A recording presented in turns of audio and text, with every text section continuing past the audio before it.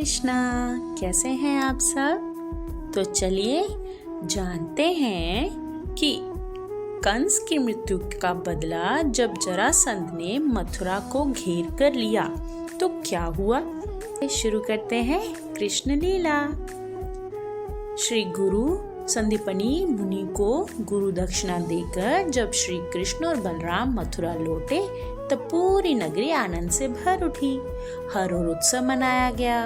उग्रसेन महाराज फिर से राज सिंहासन पर बैठ चुके थे और प्रजा सुखी थी। लेकिन दूर मगध राज्य में एक व्यक्ति क्रोध की आग में जल रहा था। कौन था वो? वो था राजा जरासंध। राजा जरासंध केवल एक राजा नहीं था बच्चों, वे उस समय का सबसे शक्तिशाली सम्राट माना जाता था। उसकी 2 पुत्रियां आस्ती और प्राप्ति कंस की पत्नियां थी। जब उन्हें पता चला कि श्री कृष्ण ने कंस का वध कर दिया है तो वे रोती हुई अपने पिता के पास पहुंची। उन्होंने कहा, पिताश्री, कृष्ण और बलराम ने हमारे पति कंस को मार डाला, हमारा सुहाग उजड़ गया। ये सुनते ही जरासंध का क्रोध भड़क उठा। उसकी आंखें लाल हो गई। वह गर्जना करके बोला, मैं उस कृष्ण को जीवित नहीं छोड़ूंगा, मथुरा को मिट्टी में मिला दूंगा। जरासंध ने पूरे आर्यावर्त के अनेक राजाओं को अपने साथ मिला लिया। हाथियों, घोड़ों, रथों और लाखों सैनिकों की विशाल सेना तैयार हुई। धरती कांप उठी। जब ये समाचार मथुरा पहुंचा तब लोगों में भय फैल गया।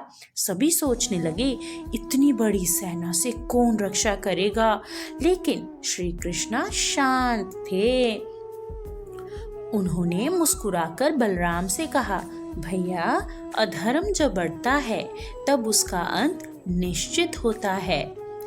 श्री कृष्ण और बलराम ने अपने शस्त्र उठाए। बलराम ने अपना हल और गदा धारण की।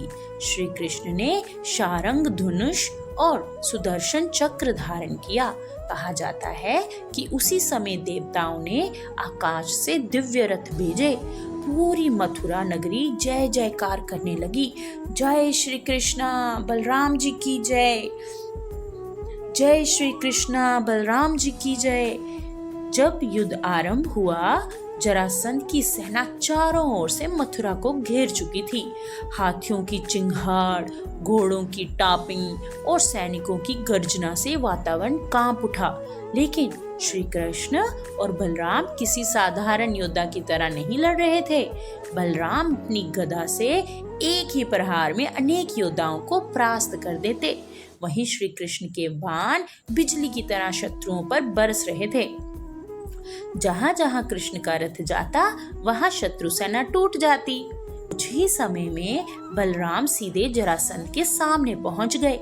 दोनों के बीच भयंकर गदा युद्ध हुआ। धरती हिलने लगी। अंत में बलराम ने जरासंध को पकड़ लिया। वे उसे बंदी बनाना चाहते थे, लेकिन तभी श्री कृष्ण ने उन्हें रोक दिया।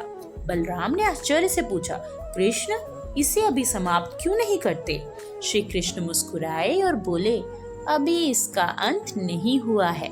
इसका जीवित रहना भी आवश्यक है, क्योंकि भविष्य में इससे कई अधर्मी राजा एक साथ नष्ट होंगे। ये सुनकर बलराम ने जरासंध को छोड़ दिया। अपमानित होकर जरासंध वहां से चला गया, लेकिन उसने मन ही मन प्रतिज्ञा की, मैं बार बार आक्रमण करूंगा। इस लीला से श्री कृष्ण ने संसार को ये सिखाया कि केवल शक्ति ही नहीं, बुद्धि और समय का ज्ञान भी आवश्यक होता है। यदि कृष्ण चाहते तो उसी समय जरासंध का वध कर सकते थे, लेकिन उन्होंने भविष्य की बड़ी योजना के लिए उसे जीवित छोड़ा। यही भगवान की दिव्य नीति थी। तो बच्चों, हम अगले भाग में सुनेंगे कृष्ण बार बार मथुरा पर आक्रमण करेगा। हम ये सब सुनेंगे हमारी अगली कथा में। तो प्रेम से कमेंट में हरे कृष्णा लिखना मत भूलिएगा। तो प्रेम से कहें, हरे कृष्णा।